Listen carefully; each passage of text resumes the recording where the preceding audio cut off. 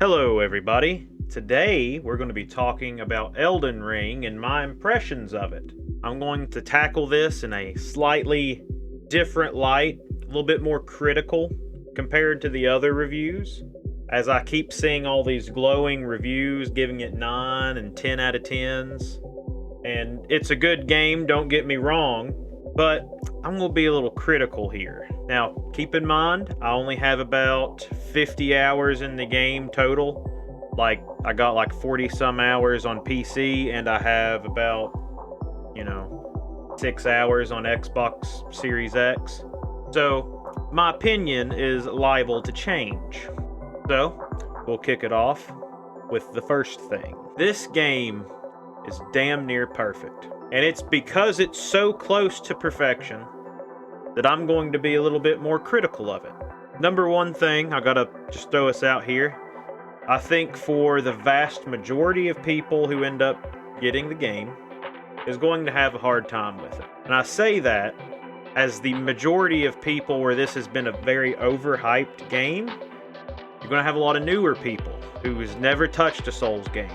And so I've noticed on, I think it's like Steam, it's like only 40% of people have beaten the first boss. Out of however many people bought it, it's kind of a little concerning. But you can take that as you will. I do have to say, if you do get this game, I recommend getting it on a console. PS5, Xbox Series console, hell, even Xbox One and PS4, because yeah, they play at 30 frames a second, but they still look good, and it doesn't stutter. And let me tell you, on PC, the stuttering has been, it's been an ordeal. It's gotten better. It's definitely gotten better. And I will say I've tried this on 2 different systems using 2 different OSs.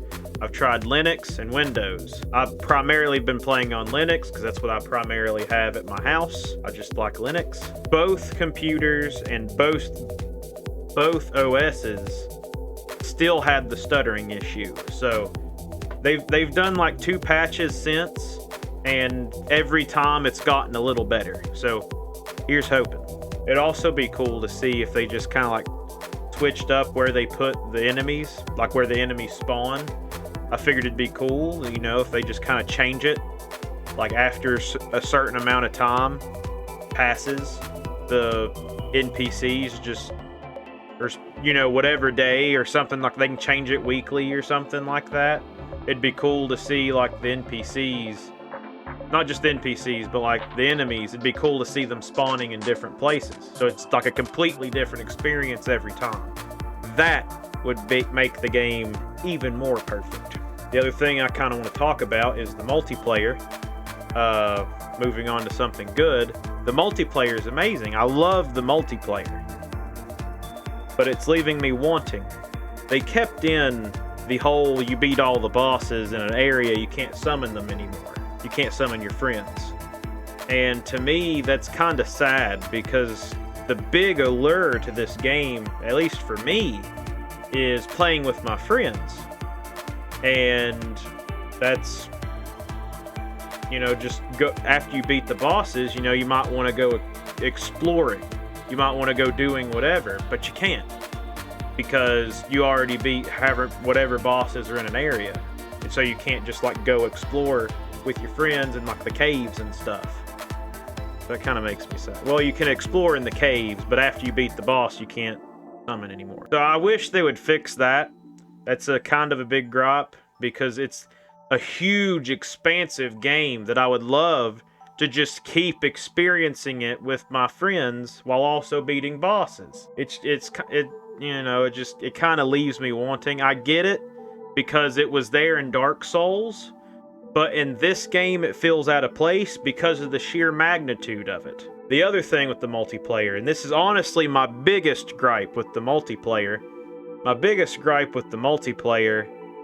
is the fact that whenever you summon your friends, you're limited to an area, and once you get to a certain place, you can't go any further until you basically kick them out, and then you can continue, and on the other side of the wall, you can summon them again.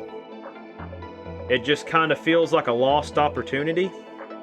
You know, I feel like they could have made it feel more like, because the game itself already feels like a grand adventure that you're going to take the ring to drop box it in a volcano. But the fact that once you hit certain places, you can't go any further until you kick them out, and then you just resummon them again right outside the fog. It's like the thing that separates the areas. It just kind of feels like, why is that even there? Just let us go. So that it kind of feels out of place. It feels like if you like playing with your friends, it's almost confining. I don't like that, especially in an open world game. You know, hopefully it'd be cool if they added like a dried fingers mechanic. That might be in the game, I don't know. I have been distancing myself from any spoilers whatsoever, going in completely blind. And because of that, I feel like I've really enjoyed the game. But of course, it also kind of highlights some stuff that maybe I would have been blind to otherwise. And like I said, only got like 50 hours in the game or however much. So that's, you know, my opinion's liable to change. In conclusion, it's a great game. It's honestly a almost perfect game. It's got some issues on PC, especially for people with certain graphics cards. Apparently it just won't even boot. But I know they've been slowly fixing it. But it still doesn't feel good to pay for a game that you can't play.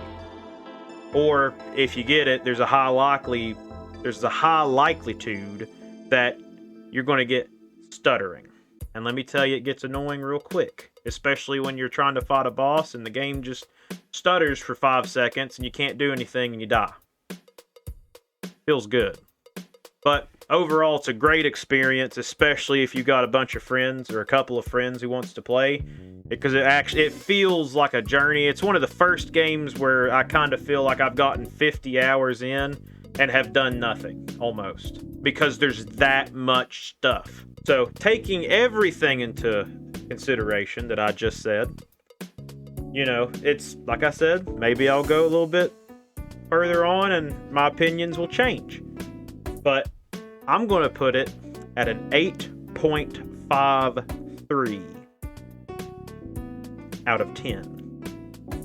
Of course, this can change later. You might be wondering why the weird number, and I'm just going to reply, why do you care? So, if things change, instance, you know, being able to summon people later on in the game or something, my initial impressions on it might be a little different. But until then, it will remain 8.53, and check the link in the descriptions. Make sure you follow us on Facebook, hit a like if you like this video, or talk about whatever you want to with Elden Ring in the comments down below. Subscribe if you haven't already. And goodbye.